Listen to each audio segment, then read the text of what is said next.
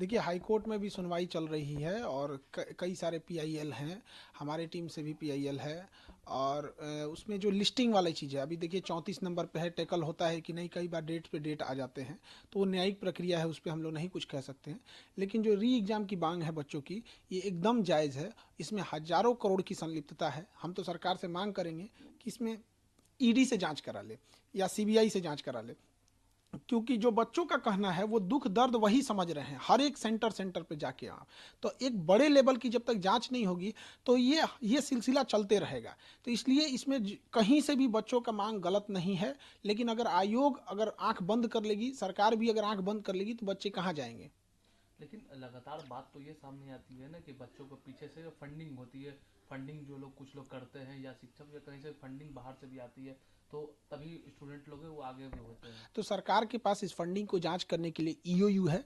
वो सेंट्रल की हेल्प लेके ईडी से जांच करा ले, सीबीआई से जांच करा ले। ये तो बात हो गया पल्ला झाड़ने का। फंडिंग हो रही है तो जो कर रहा है उसको वो समझे यहाँ पर। लेकिन जो बच्चों के लिए, जो 4.5 लाख बच्चे हैं जिनके साथ ये अन्याय हुआ है, कम से कम उनको तो न्याय दिला दे।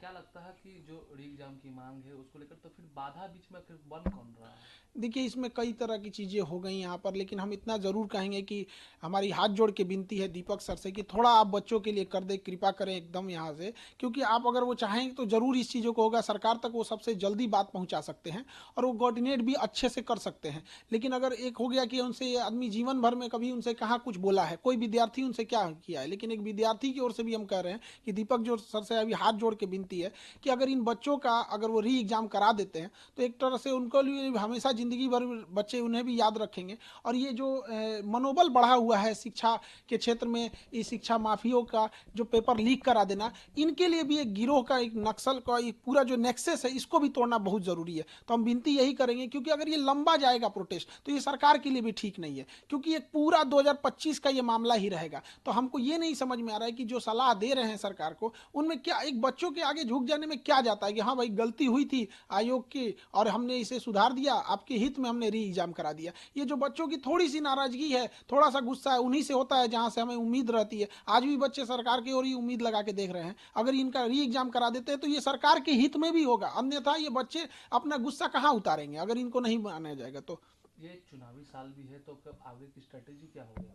देखिए, अब ये तो बच्चे इतनी बड़ी संख्या में जो इनके साथ अन्याय हुआ है, अब ये बच्चे लाखों की संख्या में धरना देने जा रहे हैं। अब इन बच्चों का कोई राजनीतिक लाभ उठाएगा तो इसमें क्या, ये बच्चे क्या करेंगे, किसी को थोड़े भगाएंगे सब यहाँ।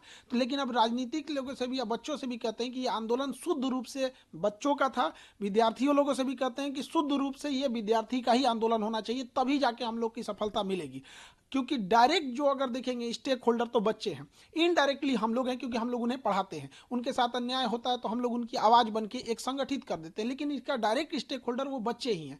लेकिन अगर आंदोलन लंबा खींचते जाएगा तो सरकार आंख बंद करके रखेगी तो बच्चे कहाँ जाएंगे। वो कोई प्रदर्शन करने का ट्रेनिंग लेके नहीं आए, उनकी दिल की तकलीफ है जो वहाँ पे इतने देर से रुके हुए हैं। लेकिन बीच में तो कुछ पॉलिटिशियंस है वो भी तो इन्वॉल्व हो जाते हैं ना। अब वो चीज़ें साइड हो गई हैं, अब सरकार को इस पे संज्ञान ले लेना चाहिए और बच्चों का री एग्जाम करा देना चाहिए। अन्यथा हम लोग का तो एक ही मांगे, हम लोग री एग्जाम लेके रहेंगे। और अगर हम री एग्जाम नहीं लेते हैं तो हम बच्चों, अगर सरकार कहती है कि हम री एग्जाम नहीं लेंगे, तो हम पूरे बिहार में यही कहेंगे ना कि हमने अपनी झोली फैला के बच्चों के भविष्य का भीख मांगे और सरकार ने उसमें थूक दिया।